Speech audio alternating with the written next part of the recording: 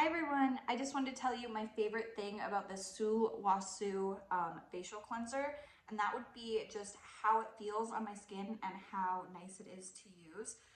So like I said, it does go on dry, so you put it on dry skin and you can see it's just really shiny like that.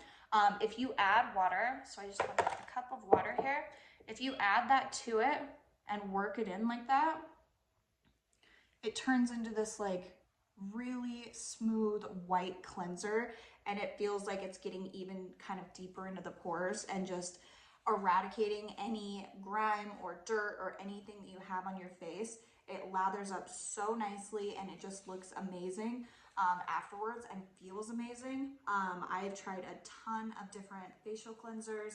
They either make me break out, they make me oily, they don't work very well, they don't get all the stuff off my face, I don't feel as clean. This one is so amazing. It smells good, the way it goes on feels just so nice and silky and hydrating. So if you are looking for a new facial cleanser, I would highly recommend that you try this one out. So I hope this was helpful.